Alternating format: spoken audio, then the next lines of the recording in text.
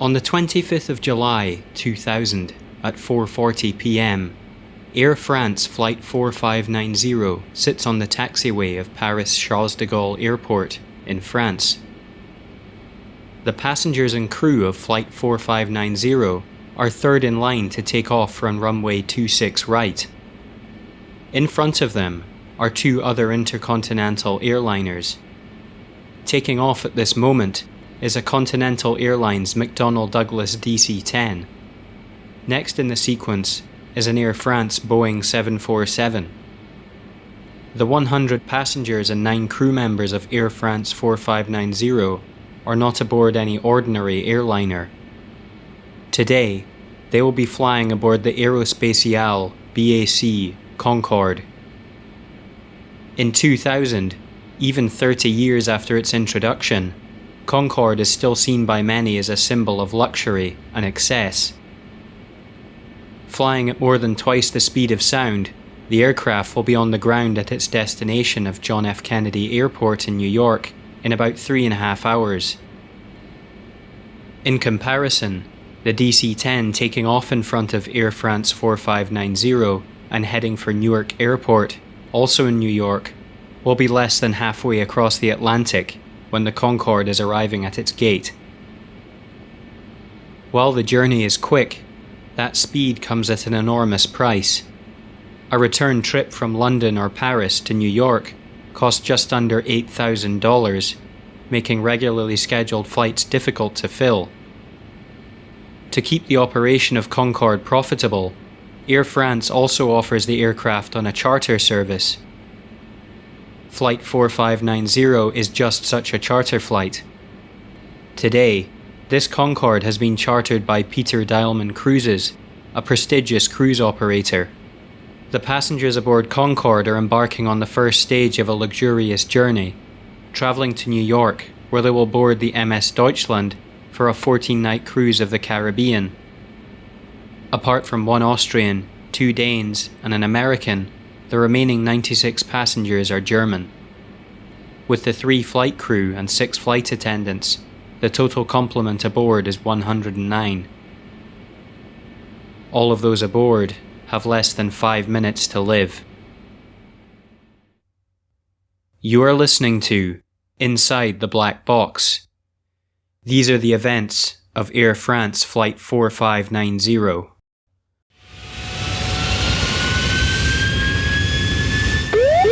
Pull up! Pull up!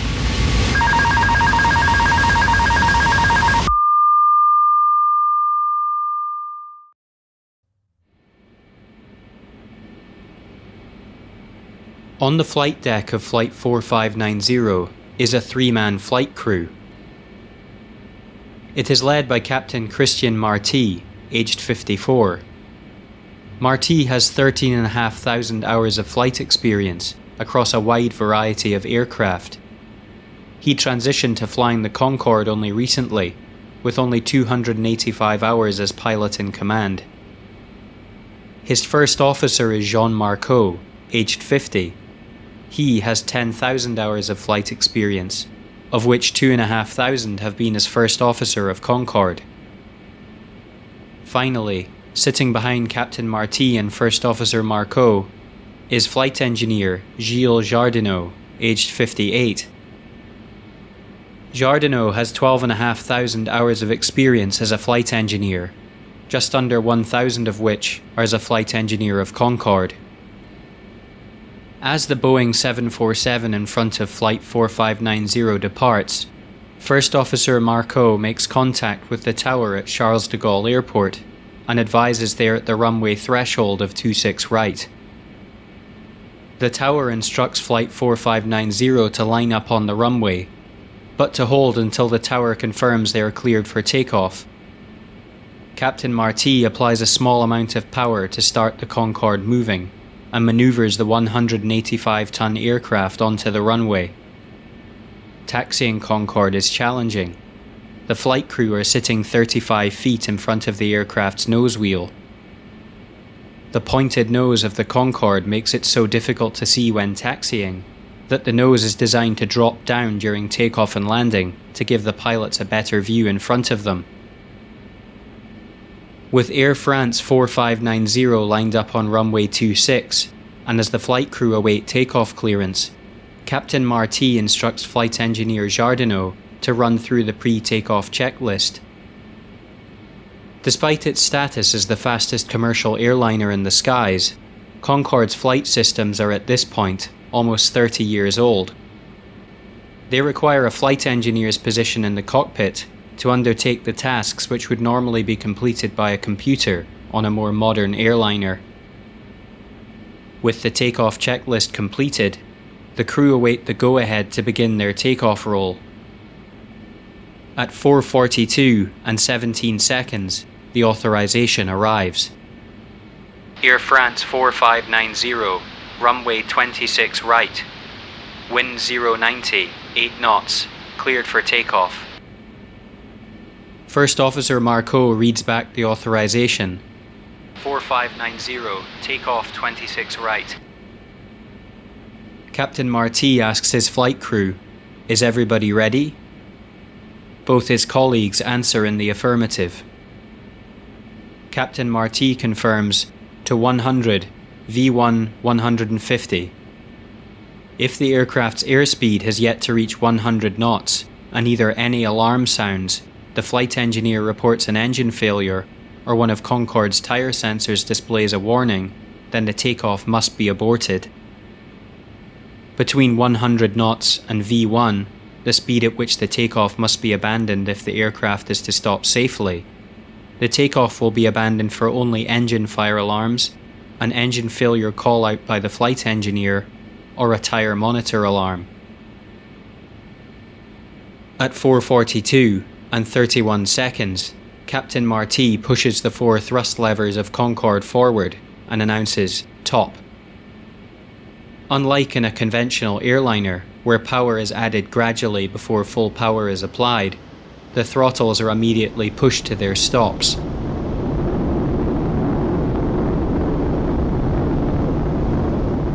The 4 Rolls-Royce Snecma Olympus 593 engines jump to life.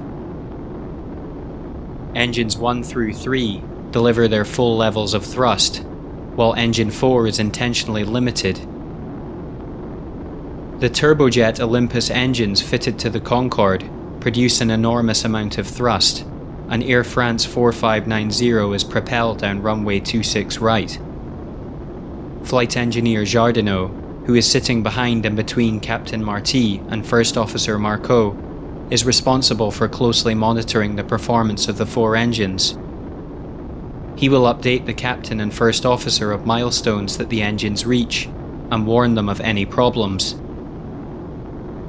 At 4:42 and 43 seconds, flight engineer Jardinot announces that they have 4 reheats. Like a military fighter aircraft, the Concorde is fitted with afterburners on all of its engines to increase thrust during takeoff and when reaching supersonic speeds. After the hot exhaust gases have passed through the engine's combustion chambers, additional fuel is injected into the hot gas mixture and ignited, producing a distinctive glow from the rear of the aircraft's engines. The afterburners provide a 20% boost to the engine's thrust. Jardinot's comment indicates that all 4 reheats have successfully ignited. The engines are now burning 8 litres of fuel every second. Engine number 4's thrust is limited at the beginning of the takeoff roll because of the wingtip vortices being generated by the Concorde's delta wing configuration. At low speeds, when engine 4 is at full power, these swirling currents of air enter the aircraft's engines travelling the opposite direction of the engine's rotation, creating severe vibrations. At 4:42 and 48 seconds, Air France 4590 reaches 60 knots. The mechanical takeoff thrust limiter for number 4 engine is automatically disengaged, and the engine also begins generating its full thrust. At 4:42 and 55 seconds, First Officer Marco announces 100 knots. Captain Marty glances down from his view of the runway ahead of him to his instruments and confirms his airspeed indicator reads the same. He replies, "Checked." Flight engineer Jardinot declares 4 greens. He is referring to the takeoff monitor, which indicates if each of the aircraft's engines are generating sufficient thrust for takeoff. At 100 knots, green lights activate for each engine, indicating that sufficient thrust is being generated and the takeoff can continue. At 4:43 and 4 seconds, First Officer Marceau announces V1. This speed corresponds to the last point the aircraft can abort the takeoff and have sufficient distance left on the runway to stop. The takeoff has proceeded perfectly until now. That is about to change. The tower controller at Charles de Gaulle Airport is situated about the midpoint of runway 26 right, with a commanding view of the entire airport. This will give him a perfect vantage point for what is about to happen. As he watches Air France 4590 proceeding down runway 26, he sees a flash of light underneath the aircraft. A bright streak, like a blowtorch at first, quickly grows wider and then longer. The controller realizes he is seeing flames. The fire, about 200 feet long, is streaming from the left wing. The controller calls the Concorde. Concorde 04590, you have flames. You have flames behind you.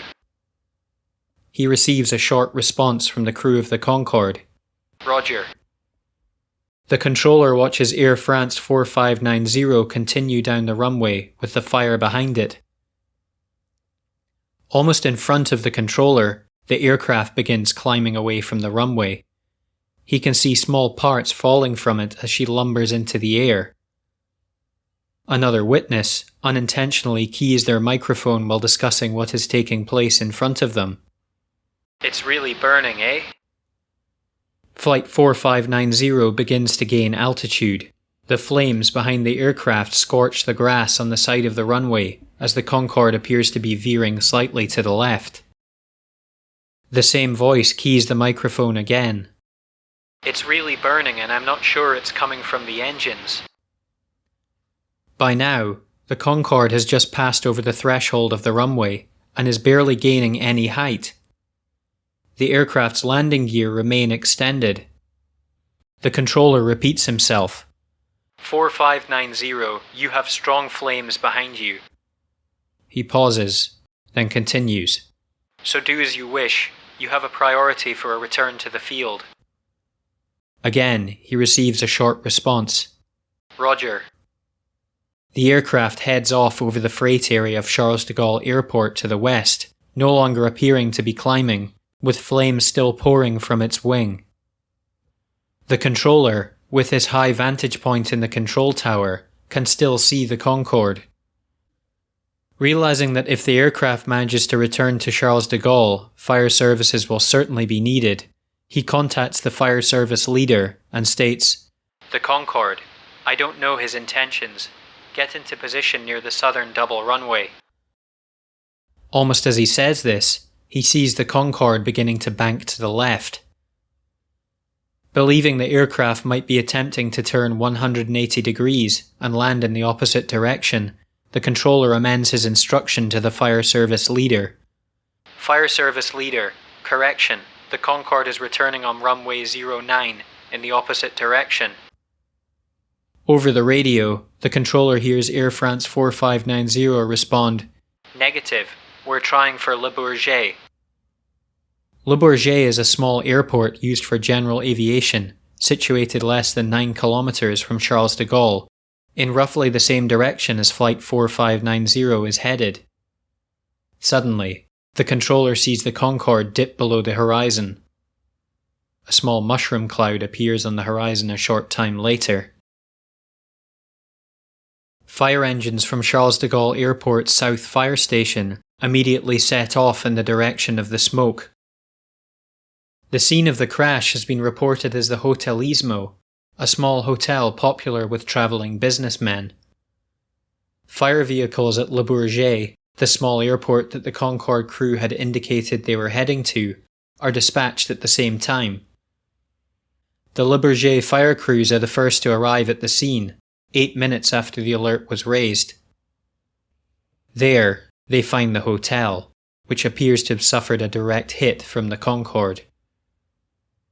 The hotel's wooden structure is burning fiercely.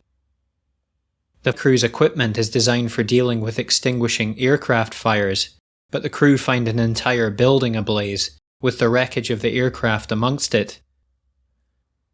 Faced with the size and intensity of the fire, fueled by the kerosene aboard the fully fueled Concorde, the crew can do little more than stop the spread of the fire and provide aid to the occupants of the hotel who had survived. Once the main Paris Charles de Gaulle Rescue and Firefighting Service, with their heavier firefighting equipment arrive, the fire begins to be brought under control. The majority of the fire is extinguished after about 3 hours. 12 vehicles have used 180,000 litres of water and nearly 4,000 litres of foam to extinguish the blaze. It was obvious that nobody aboard Air France 4590 had survived the impact and subsequent inferno. In addition to the 109 souls aboard Concorde, 4 people who had been working in the hotel were also killed in the impact. One, aged 19, had been hired the day before. 65 British schoolchildren who were on a trip abroad had been scheduled to be at the hotel at the time of the impact. Luckily, they had been delayed, mercifully avoiding the impact. In total, 113 people are dead. The media reaction to the loss of Flight 4590 was intense. While the majority of the general public had never flown in Concorde, its symbol as a luxury icon was unmistakable. The aircraft was also a source of immense pride for both the British and French, who had jointly developed the aircraft and were its only operators. The dramatic accident did not occur over the ocean or at cruising altitude. It was highly visible, with numerous photographs and even a video being taken during the short 90-second flight. In response to the accident, British Airways, who along with Air France were the sole operators of Concorde, cancelled the 2 scheduled flights on the same night of the crash. Initial speculation among the media was that the accident might have been caused by microfractures, which had been detected in British Airways Concordes only a few days earlier. 4 days after the accident, the bodies responsible for governing civil aviation in the United Kingdom and France, the CAA and DGAC, ground the Concordes, pending further investigation. Up until the loss of Air France 4590, Concorde had experienced a long and safe, if limited, career. The creation of Concorde was the first major cooperative venture of European countries to design and build an aircraft. In 1962, Britain and France signed a treaty to share the costs and risks in producing a supersonic airliner. British Aerospace and French firm Aerospatiale would be responsible for constructing the airframe, while Britain's Rolls-Royce and France's Snecma would develop the jet engines. Concorde eventually took to the sky for the first time in March 1969. The aircraft, while an incredible technical achievement, was not without its commercial problems. Cost to develop Concorde had skyrocketed to more than 6 times the original estimation. The sonic boom the aircraft produced as it travelled supersonically made travelling over land faster than the speed of sound an impossibility due to the number of complaints this practice generated. This severely limited where Concorde could fly. The aircraft was also at the mercy of the global economy.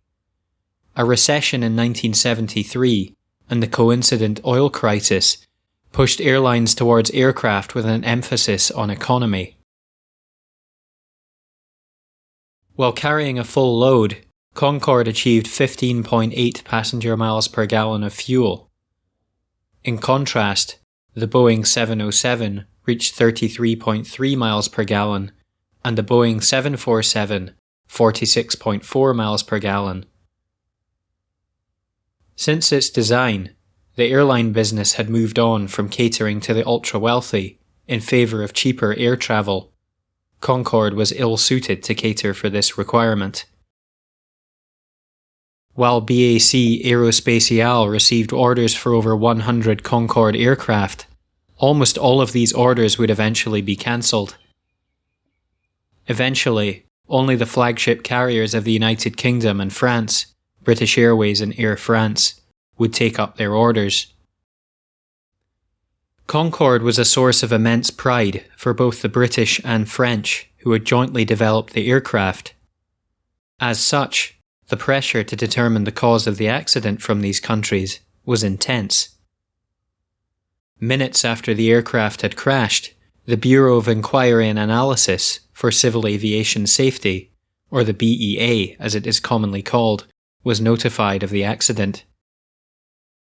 7 working groups were established in order to focus on specific areas of interest in understanding what had brought down the airliner. These groups included site and wreckage, aircraft systems and engines, flight recorders, aircraft performance, witness testimony, and examination of previous events. The BEA summoned personnel from the United Kingdom who had jointly developed the aircraft to collaborate with the French in performing the investigation. The first step in understanding the sequence of events was gathering information relating to the wreckage of Air France 4590.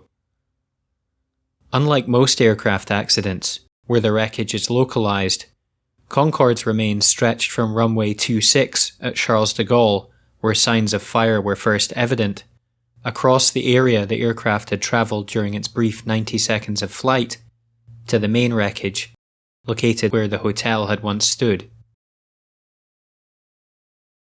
In understanding the loss of Flight 4590, answers to what had brought down the Concorde would be found at both the main crash site, where the Hotelismo had once stood, and on the runway, where things first appeared to go wrong. Beginning at the site of the crash itself, investigators studied what remained of Flight 4590. The intensity of the fire meant that there was very little of the structure of Concorde remaining. On studying how the wreckage had fallen, it appeared that at the time of impact with the hotel, Flight 4590 had been travelling on a heading of 120 degrees. This was almost a 180-degree reversal of the direction the aircraft had set off in.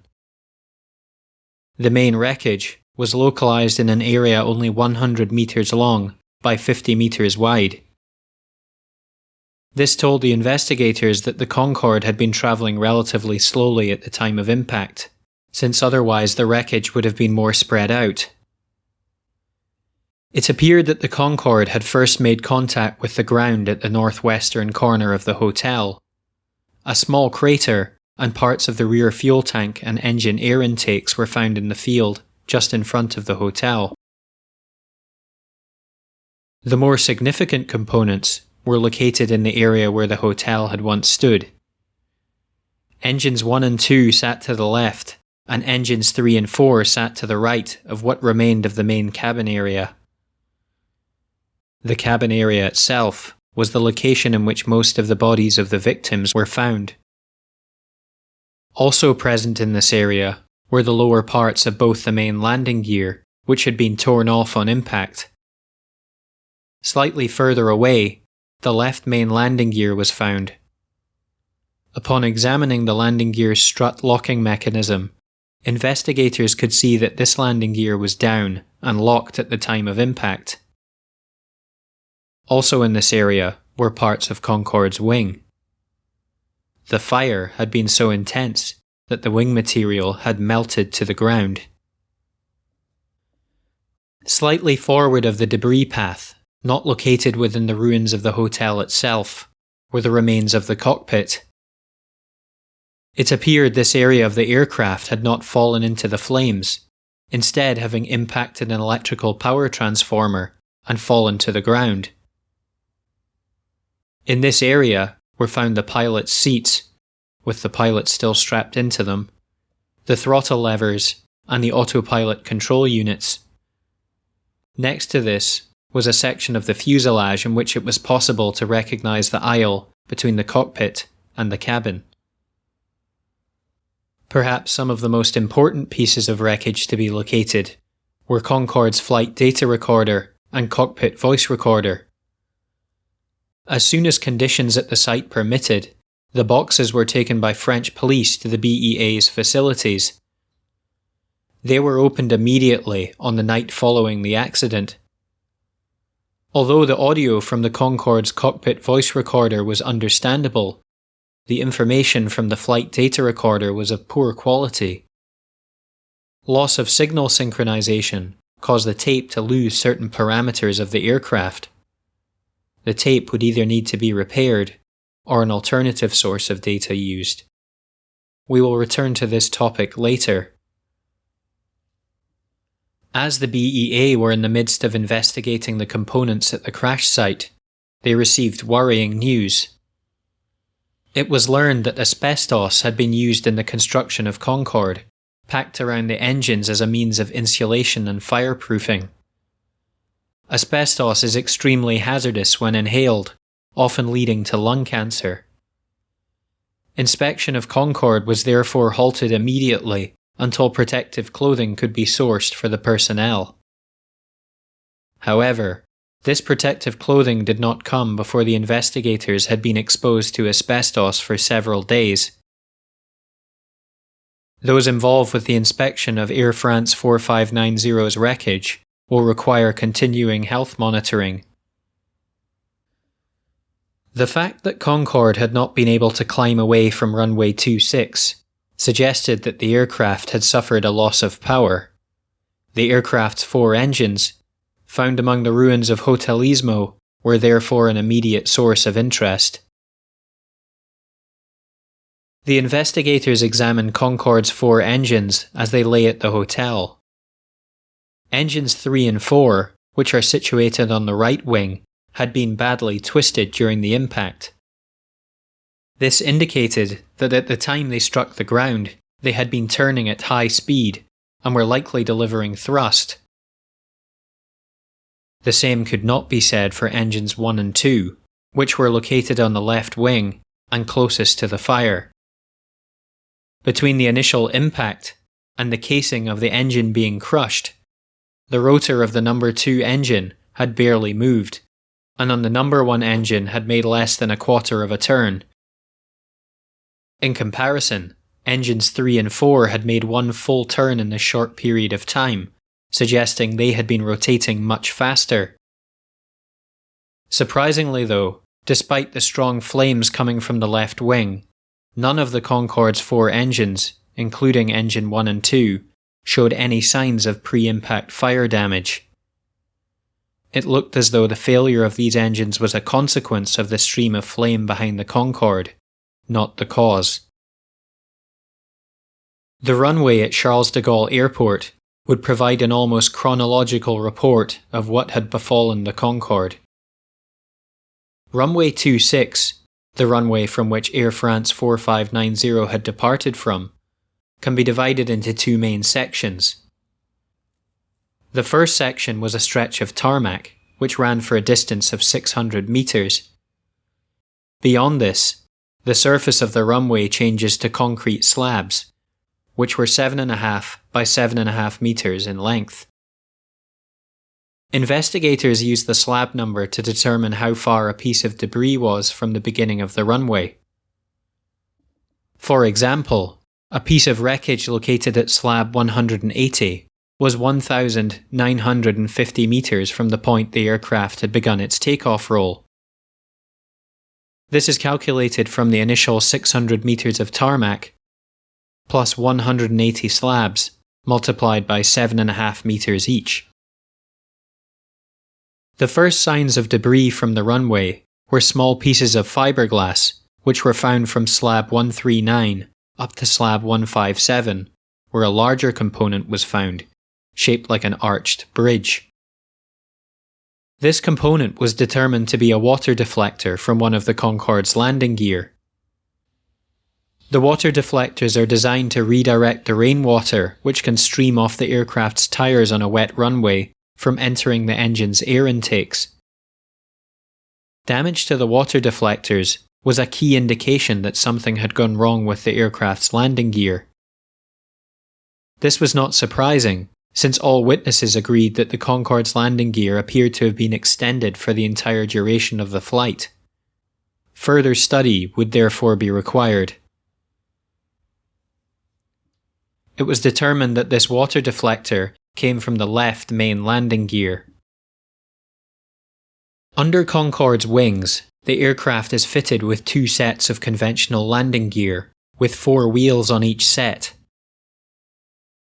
The legs of the landing gear are unusually long in order for Concorde to maintain the high angle of attack it requires when taking off. When the gear is commanded to retract, its legs actually shorten in length hydraulically before folding inwards. As well as Concorde's nose gear, which folds forwards, it is also fitted with a tail bumper landing gear, which was again used because of the extreme angles of attack required during takeoff and the associated likelihood that the tail of the Concorde might strike the ground. Concorde's landing gear, and the tyres in particular, are designed to withstand enormous forces during the takeoff and landing phases of flight. To manage these extreme forces, the aircraft's tyres are inflated to high pressure. While the pressure of most commercial aircraft tyres is high, around 220 psi, compared to a car tyre which is normally only 30 psi, Concorde's tyres are inflated to even greater pressure, 232 psi. Back at the main crash site of Flight 4590, investigators studied the remains of the landing gear to understand how the water deflectors could have been damaged, and importantly, how it might have led to the loss of Concorde. None of the 8 wheels on Flight 4590's landing gear showed abnormalities that wouldn't have been expected from exposure to extreme heat following the fire. That was except for Wheel 2. Wheel 2 is situated on the front right of the left main landing gear. Crucially, Wheel 2 sits directly beside the water deflector mounted to the main landing gear, which had become detached. There was a distinct lack of the material that should have been left behind as a consequence of the tyre melting in the post-impact fire. This was especially obvious when compared with the other tyres which were located at the crash site. The investigators looked at the 2 beads that made up part of Tyre 2's structure. On a tyre, the bead is the part of the tyre which runs around the inside surface and fits to the wheel itself. The wheel will have a groove cut into it. When the tyre inflates, the bead fits into this groove and is held there by air pressure. The bead is reinforced with a material such as steel. On Tyre 2, the 2 beads, which are still present on the wheel, are not linked by any rubber. The remaining rubber that was still attached to the beads showed local ruptures, oriented at about 45 degrees. Tyre 2 appeared to have suffered catastrophic damage. This was backed up by what was discovered on the runway. From slab 146 to slab 187, numerous pieces of rubber were found, which clearly belonged to Tyre 2. The fact that the water deflector was found before the tyre suggested that the tyre had ruptured, causing the water deflector to fall off. The 2 pieces of tyre that interested the investigators most were found at slabs 152 and 180. The piece found at slab 152 was a metre long and 33 centimetres wide, weighing in at 4.5 kilograms. When the tyre section found at slab 152 was put beside the piece found at slab 180, the investigators discovered that they fitted together perfectly. The two tyre sections were separated by a laceration, about 32 centimetres long. The laceration was at a 45-degree angle. This matched the damage to the beads on the remainder of Tyre 2 back at the crash site. The apparent cause of this deep laceration lay nearby. An innocuous piece of metal lay at the edge of the runway at slab 152. It was a strip of metal about 40 centimetres long, bent at one of its ends. Along its length, at irregular intervals, were drilled holes, some of which contained rivets. One side of the piece of metal, which appeared to be a light alloy, was painted light green. This appeared to be an epoxy primer, often used to protect surfaces on aircraft from corrosion. The other side of the metal strip was red. While the origin of the metal was unclear, one thing was certain: it did not belong to the Concorde. The BEA had begun to unravel part of the mystery of Air France 4590, identifying what had caused the destruction of Tyre 2 on the aircraft. But it was not clear at this point whether the failure of Tyre 2 had anything to do with the loss of power to engines 1 and 2, or the flames which had been coming from behind the Concorde. After all, a burst tyre on an aircraft is not an uncommon occurrence on commercial airliners, due to the forces they are subjected to during takeoff and landing.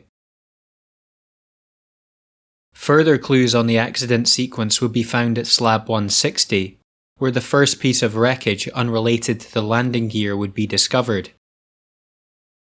The object was 32 centimetres across by 32 centimetres high, roughly in the shape of a diamond.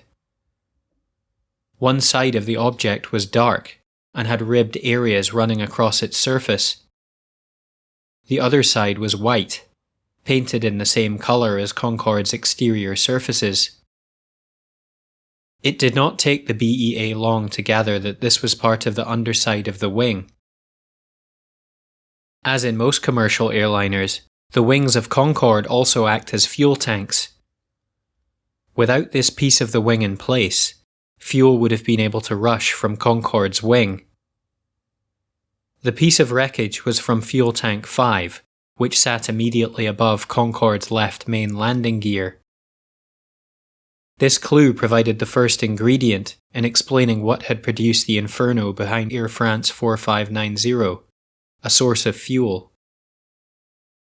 For the BEA, this finding raised more questions to be answered. The piece of wreckage was broken at the edges, but did not show any signs of damage to either surface, so it was unclear how it had become dislodged. Also, even if fuel had begun to escape, there was no obvious source of ignition. At the west of runway 26, where flight 4590 had taken off, there were extensive soot markings on the tarmac. This was clearly left from the incomplete combustion of the aviation fuel, which had been seen to be burning. The soot deposits were preceded by an area about 15 metres across, which appeared to be spilled kerosene. From slab 168 onwards, the soot deposits began. Large and dense at first, they became less dense as the marks progressed down the runway. It looked to investigators as though the combustion of the aviation fuel had become more complete as the aircraft had progressed down the runway. This was backed up by eyewitness accounts that the flame behind Concorde actually appeared to have grown stronger as it proceeded to take off. The soot march started more or less in the centre of the runway and veered off to the left. The Concorde had moved so far left on the runway that the grass on the side of it had been scorched as the flames struck it. Between the site of the crash and the runway which Flight 4590 had departed from was a distance of about 3,200 metres. Along this track, investigators found a number of components, many of which demonstrated damage caused by fire. Unsurprisingly, Many of the pieces of debris came from the left side of the aircraft, where the fire had appeared to originate and be the most intense. Parts included various inspection panels, hydraulic shutoff valves, pieces from the aircraft's wing, and hydraulic hoses. With the wreckage having been thoroughly examined at the crash site and runway, more forensic analysis of the components could be commenced.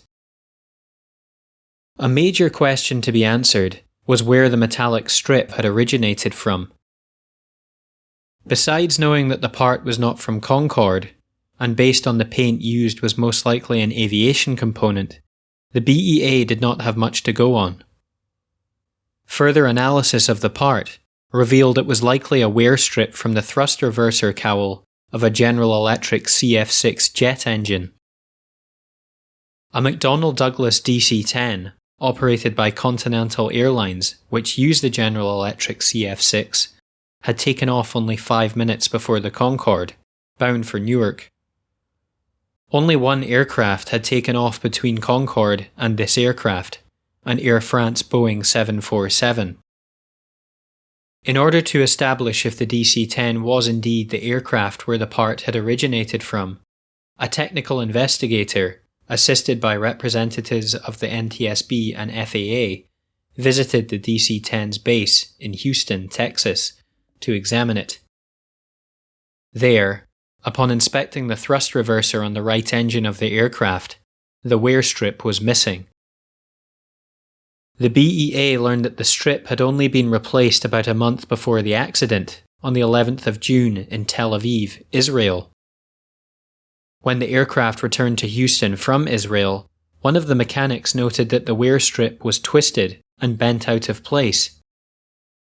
The mechanic replaced the wear strip, only this time with a strip that did not conform with the manufacturer's specifications.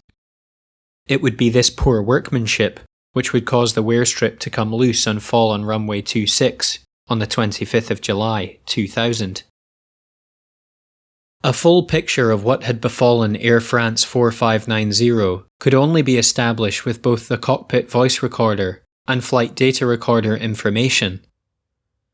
As discussed earlier, while the investigators had been able to recover a usable copy of Flight 4590's cockpit voice recorder, the flight data recorder readout was of poor quality.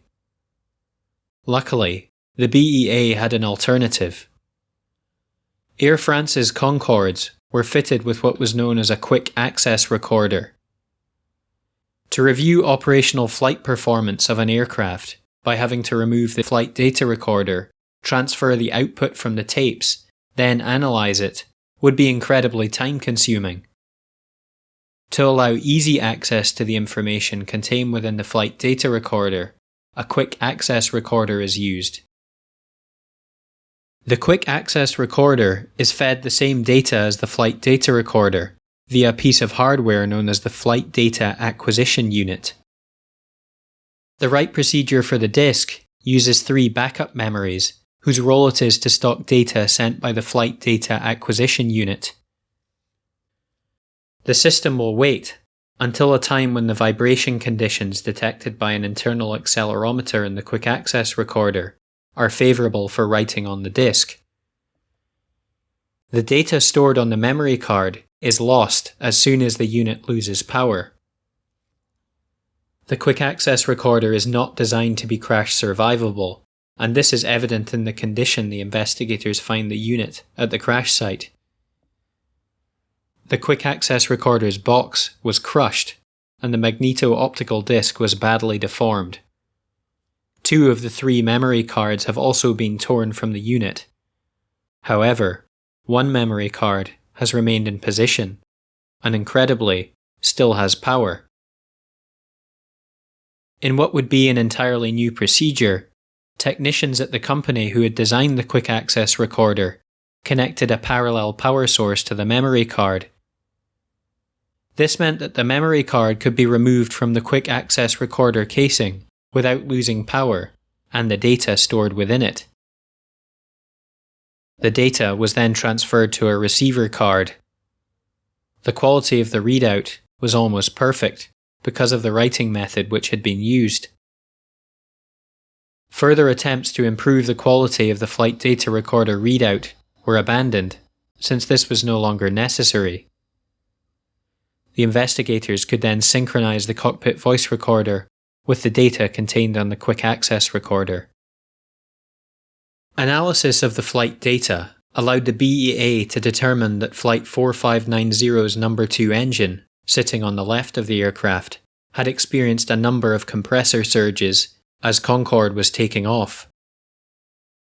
A compressor surge is a situation in which the airflow through the jet engine is completely disrupted. The reduced airflow into the jet engine's compressor cannot work against the compressed air already contained within the jet engine. This actually leads the airflow to reverse and exit the jet engine through the intake at the front of the aircraft, as well as the exhaust at the rear. Typically, engine surges are often confused for small explosions. An engine surge would therefore explain the reports made by some witnesses that they had heard explosions during the Concorde's takeoff. The compressor surges had been followed by a fire alarm, which had led the crew to shut down the aircraft's number 2 engine. Further analysis indicated that engine 1 had also surged a number of times, most severely in the final few seconds of flight.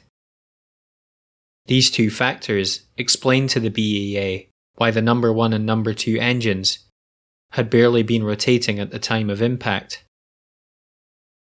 The BAA was keen to understand in greater detail how Tyre 2 could have been destroyed and the effects this tyre destruction would have had on the performance of the Concorde.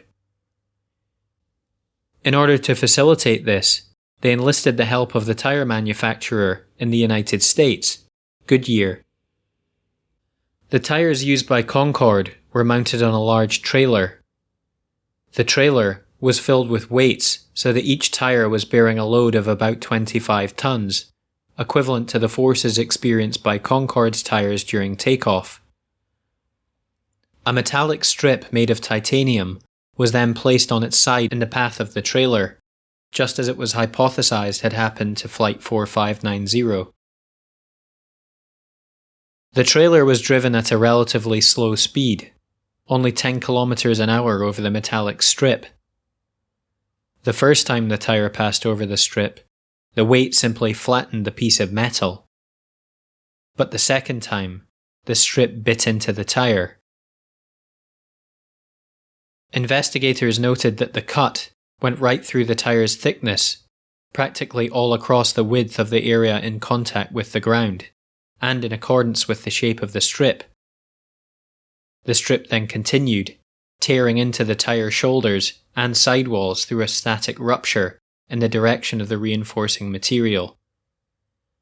In other words, the test confirmed that a metallic strip could easily cause the type of destruction seen on Tyre 2. A more dramatic test was carried out by the Centre for the Study of Aerodynamics and Thermodynamics, or CEAT for short. These experiments were designed to see what would happen to a tyre as it travelled down the runway and struck the metallic strip. The tyres were placed against a rotating drum, which caused them to spin at whatever speed the researchers wanted to simulate. After warming the tyres up by simulating a 3,000-metre taxi, the tyres were spun up to 75 metres per second, as if to simulate the takeoff run. Then, thin metal plates with a simulated titanium strip were fed between the drum and the tyre, as they had been experienced on runway 26. The results were catastrophic. In total, about 18 kilograms of rubber was ejected from the tyre in a violent fashion, flying out with a high velocity. Crucially, the heaviest pieces that were weighed came in at 5.5 and 5 kilograms respectively. This was very close to the rubber debris that had been found on runway 26. While the tyre debris was significant, it did not seem possible that a piece of rubber, even one weighing 4.5 kilograms, would be able to punch through the wing of the Concorde. The BEA looked for signs of impact on the outer side of the piece of Tank 5 which had been found on the runway. They wanted to understand if a piece of tyre or something else could have dislodged it from the aircraft. As investigators looked at the edges of the piece of the fuel tank, it became clear that something very different had occurred. Something had pushed on the inside surface of Tank 5 with enough force to rupture it, causing the object to be cast loose.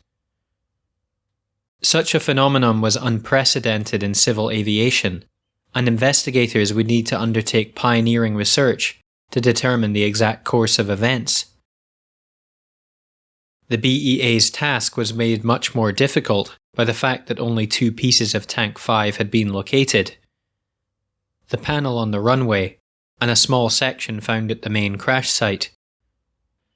The investigators considered 2 scenarios for how the rupture of the tank could have occurred from the inside. The first scenario was that the initial shock caused by the impact of a piece of tyre, by pushing the walls, displaced a certain amount of fuel.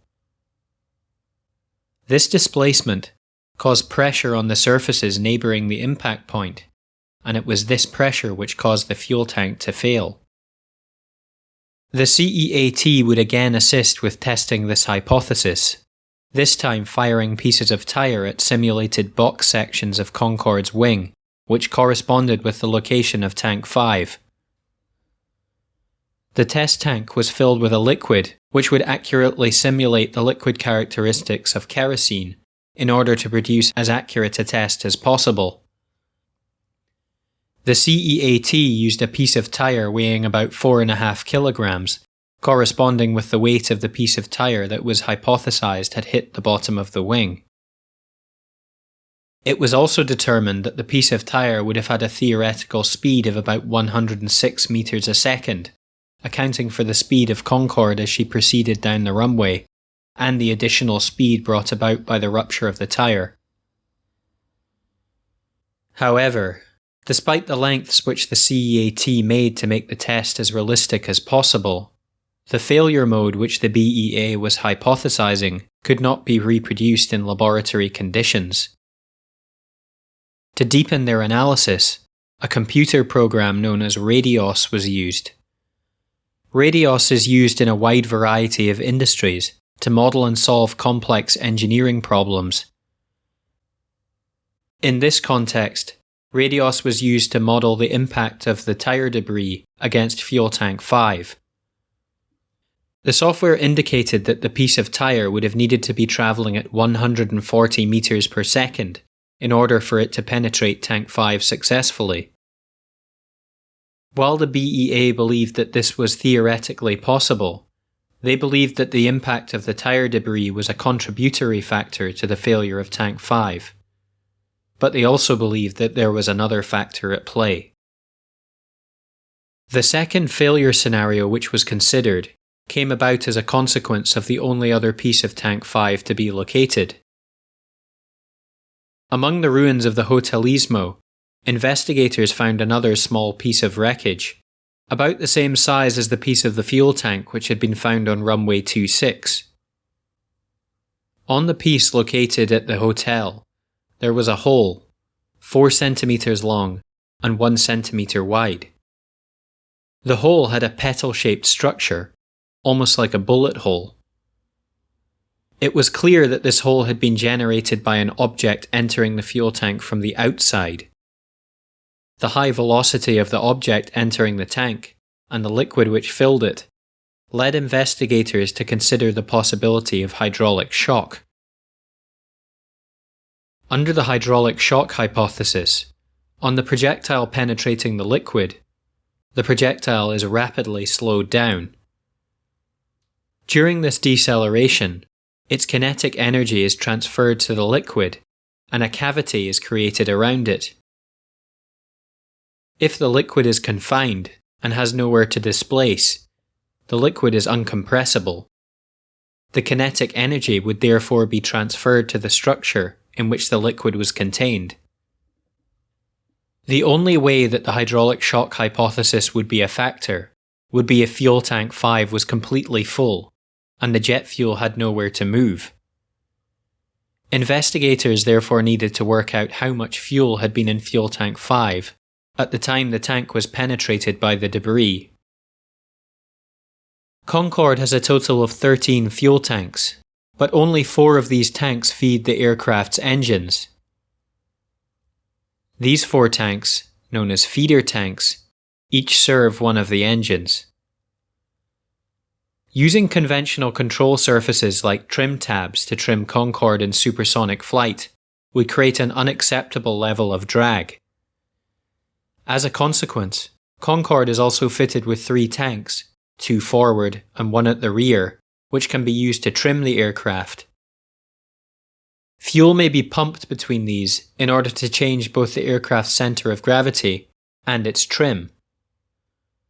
Finally, the 4 main transfer tanks hold the majority of the aircraft's fuel. Fuel tank 5 is one of these main transfer tanks and supplies the feeder tanks for engines 1 and 2, sitting on the left of the aircraft.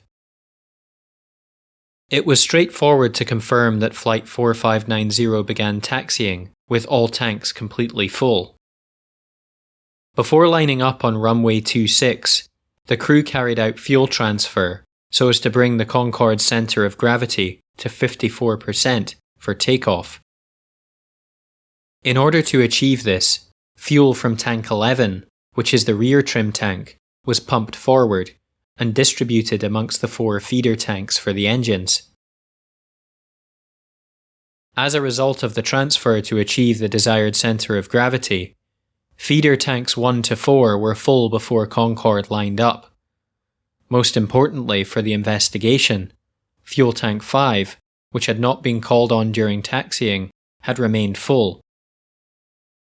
From the time Concorde commenced its takeoff roll until when tank 5 ruptured, the quantity of fuel burnt by each engine is estimated at 220 kilograms. Logically, this was therefore the quantity of fuel taken from each feeder tank. The transfer of fuel from tank 5 to feeder tank 1 deliberately only starts when the level in the feeder tank reaches 4 tons, that is to say, 200 kilograms less than full. With 220 kilograms of fuel burnt by engine 1, that must mean that only 20 kilograms of fuel was taken from tank 5 before the rupture. Similarly, for engine 2, the transfer of fuel from tank 5 to feeder tank 2 only starts when the level reaches 4,320 kilograms in the feeder, that is to say 250 kilograms less than full. With only 220 kilograms of fuel burnt, there was no transfer of fuel. The BEA were therefore able to conclude with relative certainty that tank 5 was for all intents and purposes full at the time of the rupture. Importantly, this meant that hydraulic shock was a real possibility as a contributing factor. The investigators again used the Radios software to perform simulations of the projectile which had penetrated fuel tank 5. The BEA were able to demonstrate that the hydraulic shock phenomenon did exist when the projectile entered the kerosene at a sufficient speed in a full tank.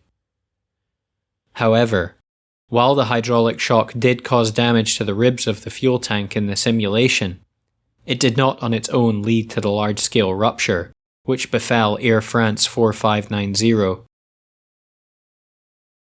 The rupture of fuel tank 5 will never be known with absolute certainty because of the very limited quantity of remains found in this area of the aircraft.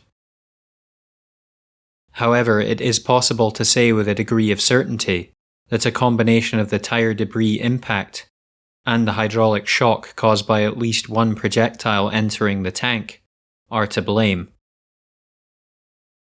One of the final major questions to be answered was how the fuel spraying from the large hole in the bottom of Concorde's wing could have caught fire and transformed into such a devastating flame. 3 principal scenarios were considered by the BEA. One theory that was briefly considered was that the compressor surges that had been identified on the quick access recorder had provided the ignition source. In situations of compressor surge, it is not uncommon to see flames coming out of the front of the engines as the flow of air within the engine reverses and the superheated exhaust gases flow in the opposite direction. In this case, however, it was simple to prove that the compressor surge could not have caused the fire. All compressor surges took place after the fire had appeared and were obviously a consequence of the fire and not its cause. The second hypothesis was that the leaking kerosene had been ignited by hot parts of the aircraft's engines or contact with the gas coming from the engine's reheat. While it was theoretically possible for this to happen, there were a number of issues with this hypothesis.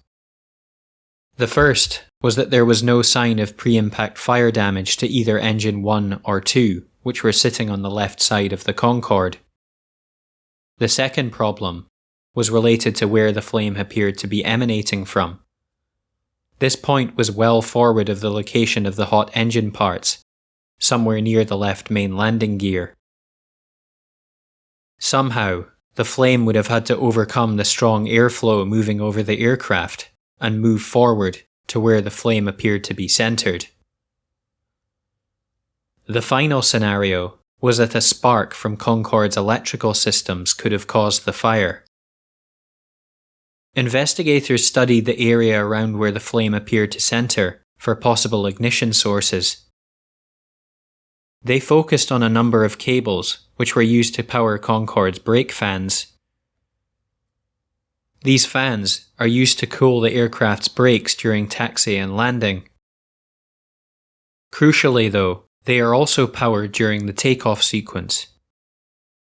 They are supplied by a 3-phase 115-volt electrical supply. Much of the cabling is armoured, but some points are unprotected. The theory was that parts of the aircraft tyre, as well as damaging the underside of the aircraft's wing, had been propelled up into the landing gear well. There, they had damaged the covering of the cables used to power the ventilation fans. The exposed wires had then arced, with the spark either jumping between two cables or between the metal surface which surrounded the cables. The kerosene vapour, which at this time was filling the area, was then ignited. The CEAT performed a test which demonstrated that it was indeed possible to generate a spark in the landing gear well by damaging the cabling which powered the aircraft's brake fans. Importantly, the tests showed that even when the cable was damaged, the circuit breakers never tripped, apparently because the phenomenon was of too short a duration for them to detect it. This allowed numerous sparks to be created, further increasing the likelihood of igniting the kerosene. A more thorough test was carried out by BAE, the British part of the conglomerate which had built Concorde. They built a simulated gear well for Concorde and sprayed a kerosene-like mixture into the area. When they damaged a cable which was identical to the ones powering Concorde's brake fans, arcing was again produced, only this time igniting a kerosene mixture. Just as important as how the fire started was how it was able to form into such a fierce and destructive flame. The most likely explanation for this was that the wheel well acted as what is known as a recirculation zone. In this area, out of the rush of the airflow, the hot gases were able to combine with fresh fuel vapour, providing a reservoir which would continue to feed the flames. This flame front would be catastrophic for the aircraft, first causing the compressor surges on engines 1 and 2, and all the while destroying the left wing and control surfaces. While the penetration of Concorde's fuel tanks appeared to be a freak accident as a consequence of the wear strip, in a weary repetition, there were signs throughout the aircraft's career that such an accident was a possibility. Research was undertaken to find incidents which had involved tyres or landing gear on the Concorde since its entry into service. In the list, there were 57 cases of tyre bursts and deflations, 30 for Air France and 27 for the British Airways fleet. Of these accidents, 12 of these events had structural consequences on the wings and the tanks, of which 6 led to penetration of the tanks. 19 of the tyre bursts were caused by foreign objects, and 22 events occurred during takeoff. Among the events which led to tank penetration, that of the 14th of June 1979, which occurred in Washington, was both the first of its type and the one which caused the greatest damage. While most of the structural damage resulted from impacts from pieces of wheel rim on the wing aft of the tyres, 3 penetrations were also observed in the areas of tanks 2, 5, and 6. One of them was caused by a piece of rubber from a tyre. This caused the tanks to leak considerably. After this incident, a study was undertaken on potential fire risk, but given there was no ignition source, no remediation was recommended.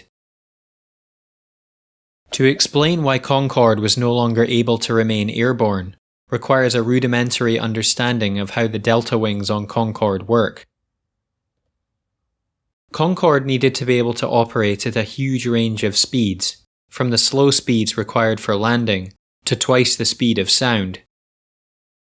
Since the aircraft was designed to spend most of its time in supersonic flight, the shape of its wing was designed to support this. The supersonic cruise of the aircraft requires a long chord, the distance between the leading edge and the trailing edge of the wing. It also requires a thin wing and a short wingspan in order to minimize drag and the shock waves associated with supersonic flight. The delta wing shape was the best choice to meet these requirements. However, this efficiency at high speeds leads to some interesting flying characteristics once the aircraft is flying slowly. As an aircraft with a conventional shaped wing slows down, it needs to increase the wing's angle of attack to maintain the same altitude. The slower the aircraft flies, the higher this angle of attack is required to be. Eventually, the aircraft will reach a speed where if the angle of attack is increased any further, the wing will stall. A delta wing, like that on Concorde, behaves quite differently. Just as in a conventional aircraft, Concorde needs to increase its angle of attack to maintain lift when it slows down. But as the speed falls and the angle of attack increases further, the method by which the delta wing generates its lift changes. The wingtip vortices, swirling currents of air at the ends of the wings, move forward as the angle of attack increases. Eventually, these vortices will cover the entire top surface of the wing. This swirling mass of air creates an area of low pressure, which effectively sucks the wing upwards, creating lift.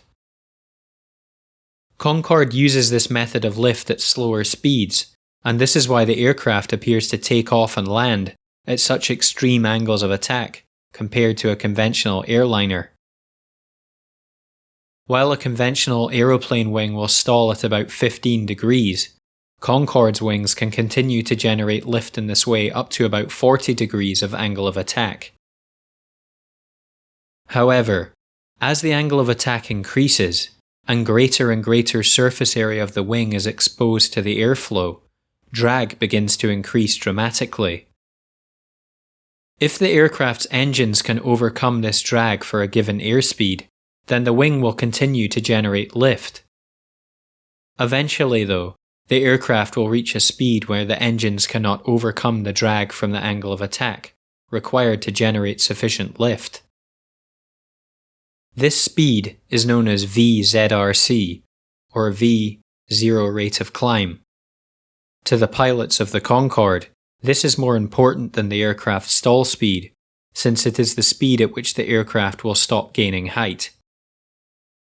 With the failure of an engine, Concorde is less capable of overcoming the drag at the higher angles of attack because its maximum thrust has been reduced. This means that with each engine loss, the speed at which the aircraft can remain airborne, or the VZRC, increases. The only way to break out of the VZRC situation is to increase speed. For Air France 4590, this would have required additional engine thrust, which was impossible because of the compressor surges. The only other way to increase speed was to trade altitude for that airspeed. Again, for Flight 4590, at 200 feet above the ground, this was not an option. The situation was made worse by the failure of the landing gear to retract. The landing gear increased the VZRC by 12 knots when they are expended. Given airspeed was obviously a scarce commodity during the takeoff, and the pilots would have known that the gear retraction would have improved the performance of the aircraft, it would have been prudent to raise the landing gear. Studying the cockpit voice recorder told the BEA that the pilots had indeed attempted to retract the landing gear, but were unsuccessful. This pointed to a mechanical issue. The wreckage of the landing gear did not provide any clues as to why the gear had failed to retract. It was therefore necessary to study the process of raising the aircraft's gear to determine where the problem had occurred. In order to raise Concorde's landing gear, the crew moved the landing gear from the neutral to the up position. The fact that there was no comment on the cockpit voice recorder that there was any difficulty with this point suggests that this was completed successfully. With this done, the doors for the landing gear storage are unlocked and opened. The system then confirms that these doors have been opened. Next, the system checks that the nose wheel is pointing straight ahead and that the landing gear are perpendicular to the body of the aircraft. When these checks are successfully completed, each of the gear raises independently and the landing gear doors are closed. Both the nose wheel direction and the perpendicularity of the main landing gear are monitored on the flight data recorder. Both of these parameters were at their correct values at the time gear retraction was commanded. This led the investigators to the logical conclusion that one of the landing gear doors had either failed to open or the sensor which recorded the opening had failed. The BEA believed that this failure was most likely in the left landing gear, where the damage to the wheel well had occurred due to the tire debris or due to the subsequent flames which engulfed the area. As we discussed earlier, the wheel well provided a recirculation zone for the flame front to develop out of the airflow caused by the aircraft's acceleration down the runway. Had the landing gear been successfully retracted, this would have cut off the arcing cables, the source of ignition, and reduced the severity of the flames, or extinguished them altogether due to the loss of the recirculation zone. On the 25th of July 2000, all of these factors would cause the downfall of Air France 4590. With what we now know, let's return to the cockpit as the Concorde begins its final takeoff roll. It is 4:42 and 31 seconds. Air France 4590 is lined up on runway 26 right with clearance from the tower controller for takeoff. 5 minutes earlier, a Continental Airlines McDonnell Douglas DC-10 had departed the same runway, shedding a wear strip from its right thrust reverser cowl. The 40cm titanium strip lies on the runway. Captain Marty pushes the 4 thrust levers of the Concorde's engines forward and announces top. The whine of the Concorde's 4 turbojet engines turns to a howl as she begins to gather speed down runway 26 right.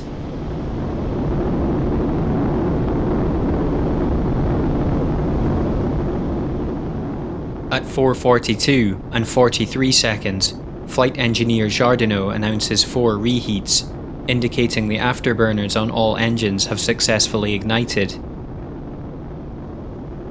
At 4:42 and 55 seconds, First Officer Marceau announces 100 knots.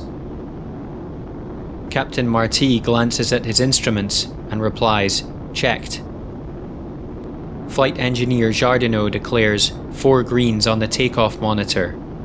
All engines are delivering the thrust required for takeoff. At 4:43 and 4 seconds, First Officer Marceau announces V1, the last point at which the takeoff can be abandoned if Concorde is to stop before the end of the runway. The takeoff continues. 6 seconds later, at 4:43 and 10 seconds, a sharp noise is heard in the cockpit.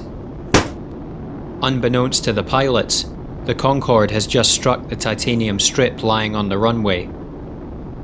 The number 2 tire on the left landing gear suffers a catastrophic failure, exploding and throwing tire debris in all directions, including tank number 5. A combination of the impact of tire debris and hydraulic shock caused by the tank's penetration causes fuel tank 5 to rupture, releasing a 32 square centimeter piece of the bottom wing. Kerosene begins pouring from the left wing at a rate of 75 litres per second. The kerosene combines with the strong airflow caused by Concorde's speed, creating a flammable vapour. That vapour gathers in the shelter of the gear well of Concorde's left landing gear, where the damaged electrical cabling is situated. A spark, caused by the arcing wires, ignites the kerosene vapour, which quickly builds into a fierce jet of flame. The blowtorch-like fire builds quickly, rapidly reaching out to be over 200 feet behind the aircraft. The steady flow of air into the number 1 and number 2 engines is replaced by a mixture of hot gases from those flames, causing the left engines to begin surging. The crew of Flight 4590, who are sitting 100 feet in front of the engines, know nothing of this. They hear what sounds like loud explosions behind them as both engines 1 and 2 surge. They also feel the aircraft lurch to the left and feel its acceleration decreasing due to the asymmetrical thrust. Simultaneously, the lights on the takeoff monitor for both engines 1 and 2 extinguish, prompting First Officer Marceau to warn, "Watch out." Flight Engineer Jardinot, sitting behind and in between Captain Marty and First Officer Marceau, observes the N1 and N2 readings for Engine 2 go into freefall, reducing to almost idle. The performance ratings for Engine 1 also fall by around 10%. All of the above happens in the space of 3 seconds. At 4:43 and 12 seconds, Air France 4590 is travelling at 183 knots. VR, the speed at which the Concorde should begin climbing away from the runway, is 198 knots. The aircraft passed V1 about 8 seconds ago, so it is not possible for the aircraft to stop before the end of the runway. Captain Marty has no idea of the extent of the damage to the Concorde. What he does know is that a rapid runway excursion with a fully fueled aircraft will almost certainly be catastrophic. This, combined with the sudden and obviously frightening situation, makes a decision to take off compelling. Despite not reaching VR, Captain Marty begins to pull back gently on Concorde's control column in order to commence the rotation. As Flight 4590 begins to nose up, the crew receive a transmission from the tower controller, giving them the first clue of what has actually happened to the aircraft. Concorde 04590, you have flames behind you. First Officer Marceau responds, "Roger." Engine 1 recovers from the compressor surge and begins generating almost its full thrust once again, but the same cannot be said for Engine 2. It is barely delivering thrust above its idle setting. The VZRC, the speed at which the Concorde can climb, has now reduced. Flight engineer Jardinot can see that something is very wrong. He announces, failure engine 2. Believing that the throttle control unit for engine 2 might have malfunctioned, and in an effort to troubleshoot the problem and restore power, Jardinot reaches up to the overhead panel and switches the throttle control unit on engine 2 from main to alternate. The N1 and N2 do not recover. To make matters worse, the change in pitch as the Concorde noses up causes the hot gases of the fire to be directed towards engine 1, causing it to surge once again. At 4:43 and 22 seconds, Flight 4590 finally leaves the runway, now travelling at 205 knots. Over the radio, the flight crew hear an unintentional and ominous transmission from a pilot of one of the aircraft waiting on the ground. "It's really burning, eh?" At that same moment, Concorde's engine fire alarm sounds. The fire alarm has most likely been triggered by the increase in temperature in the engine bay caused by the inferno surrounding it, but the crew of Air France 4590 have no way of knowing this.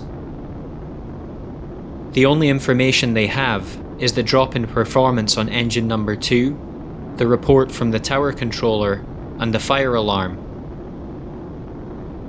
They draw the logical conclusion that engine 2 is on fire.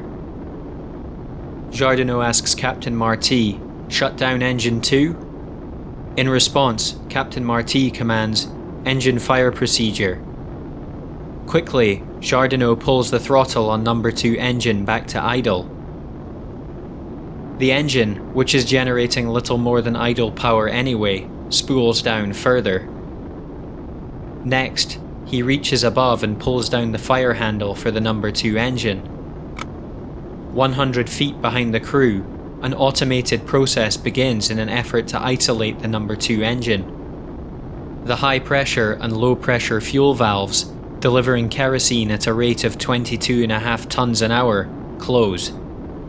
The secondary air inlets also close, limiting the flow of air into the engine as much as possible. The hydraulic shutoff valves and air conditioning bleed valves also close.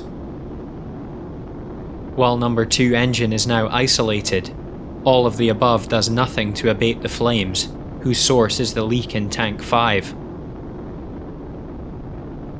At 4:43 and 27 seconds, First Officer Marceau, looking at the aircraft's airspeed, sees they are travelling dangerously slowly at only 200 knots.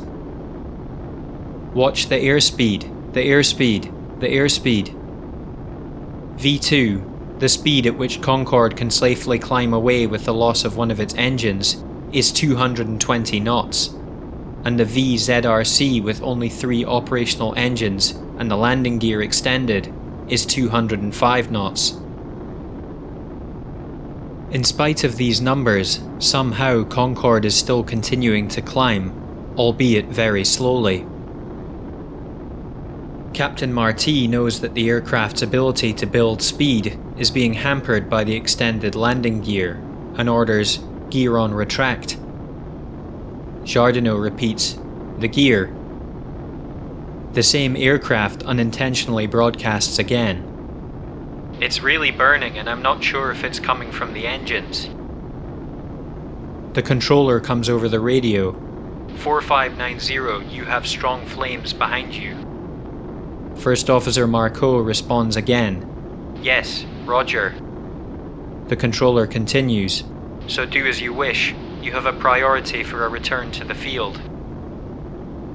With the gear still not retracted, Jardinot repeats, "The gear, Jean." First Officer Jean Marceau, whose responsibility it is to retract the aircraft's gear, looks down and sees the red wheel warning indicator has illuminated. We know this is because Tire 2 has disintegrated. The wheel indicator is designed to tell the pilots if one of the tires is under-pressurized, and in accordance with procedure, the landing gear should not be retracted. Marceau tells Jardinot, no. Despite the recommended procedure, Captain Marty knows they must build airspeed, and the landing gear is causing an enormous amount of drag, slowing the Concorde down. He orders, gear retract. First Officer Marceau pushes the landing gear lever up. Through the open door from the cockpit to the passenger cabin, the flight crew hear the distant sound of the toilet smoke alarm activating as smoke is pulled in through the aircraft's air conditioning system. The fire alarm sounds again, filling the cockpit with its shrill warning.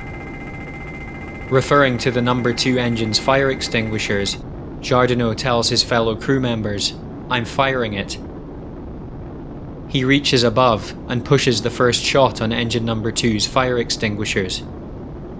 The glass cover, similar to the plastic covers on fire alarms in buildings, crack as he does so.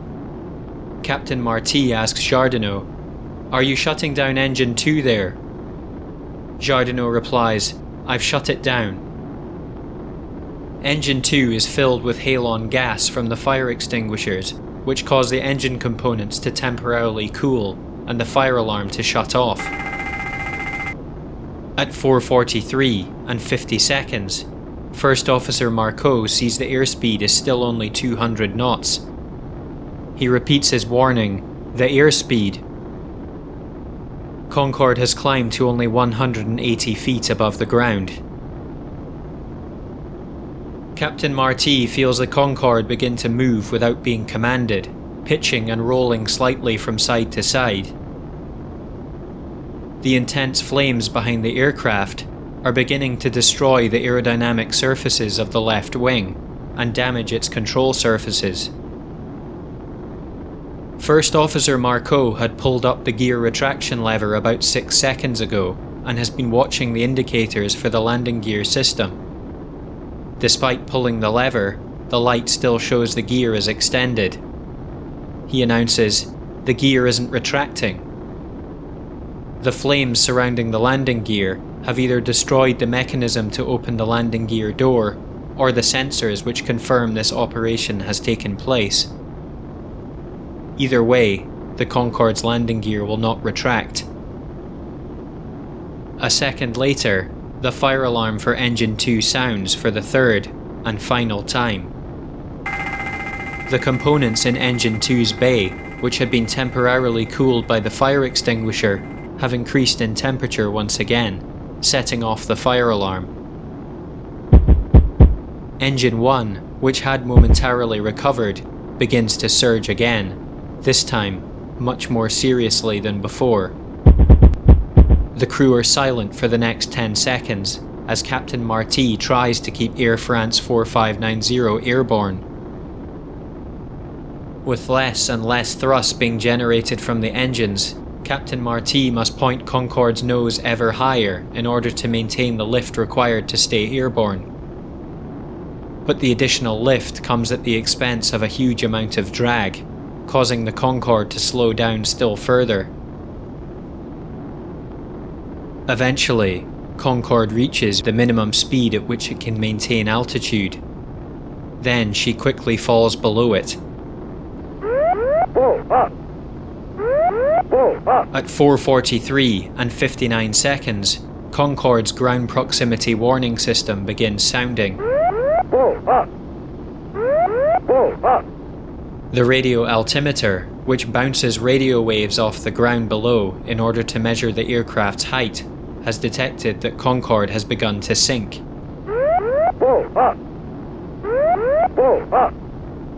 Over the radio, the crew can hear plans being made by fire and rescue services on the ground at Charles de Gaulle Airport. Knowing that in the aircraft's condition, they will never make it back to Charles de Gaulle, First Officer Marceau suggests Le Bourget to Captain Marty as an alternative landing site. But Captain Marty, with his hands on the controls, knows there is no way the aircraft will make it. He replies, "Too late. No time." Almost as he says this, Engine 1 surges for a final time. Its thrust falls to almost idle, meaning power is only being produced by the number 3 and number 4 engines. As a consequence of the asymmetric thrust, Concorde begins an uncommanded roll to the left. Captain Marty tries to counter the roll by holding the control column to the right, but no matter how much he turns the controls, the bank keeps increasing. With his control wheel appearing to do nothing to counter the bank to the left, Concorde is flying on its side and becoming inverted, inadvertently turning back towards Charles de Gaulle at the same time.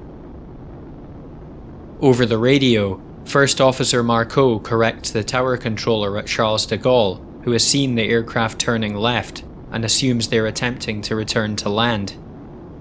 He tells them, "Negative, we are trying for Le Bourget." With no other options available to him to counter the bank to the left, Captain Marty retards the thrust levers on engines 3 and 4.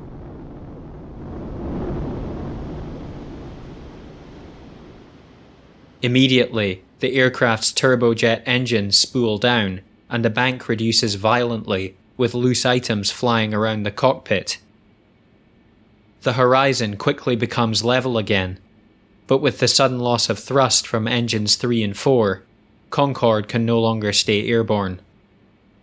Flying almost level, and with her nose pointing high into the sky, with a stream of flames 200 feet long behind it, Air France 4590 falls from the sky.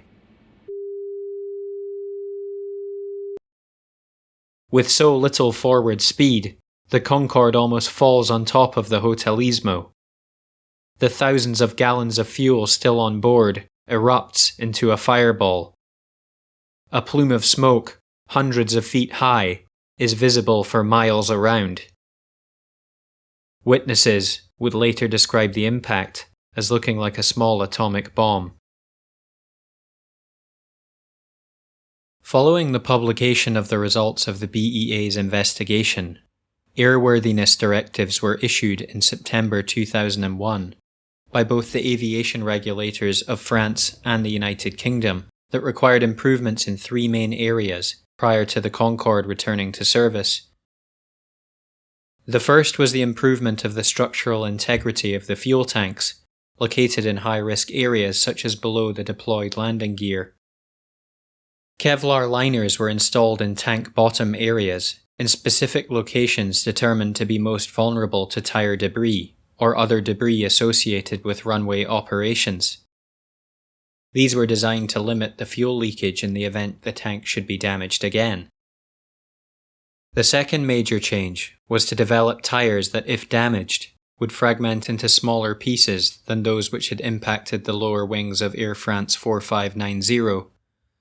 A new tire configuration, identified as near zero growth, was developed and was required to be installed on all 8 main landing gear locations. Testing performed by the tire manufacturer established that the new NZG tire had an improved tire structure that was more resistant to sudden and complete failure. If punctured or cut, it would also result in the release of smaller pieces of tire tread.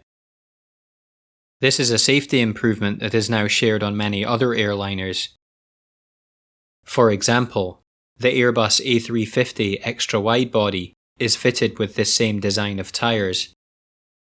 The final recommendation related to the electrical wiring in the landing gear bay, which was believed to have arced, igniting the aviation fuel. In order to reduce the risk of electrical arcing following tire failures or other causes of harness damage, improvements were made to the wire runs in these areas. Woven stainless steel braiding was added to several areas of the harnesses associated with the landing gear control circuits in the areas adjacent to the main landing gear.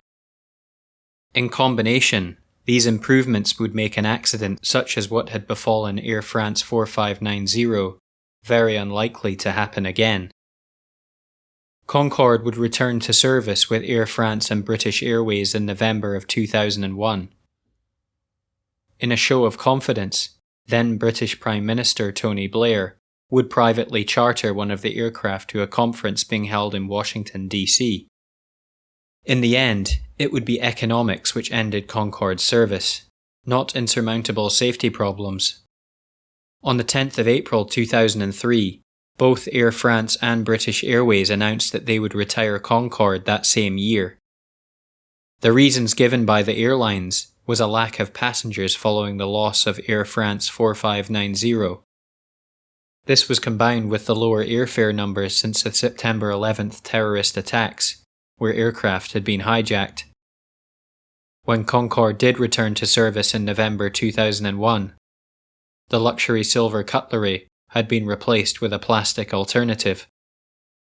The last reason given was increasing maintenance costs on a fleet that was nearly 30 years old. Airbus, who had acquired one of the co-designers, Aerospatiale, had announced in 2003 that they would no longer supply parts to service Concorde. While still the fastest commercial airliner in the skies, in other ways, Concorde had stood still. By the time of its retirement, the Concorde's flight systems were very outdated and would have required thorough modernization if the aircraft was to have kept flying. In addition, the very notion of luxury air travel had changed.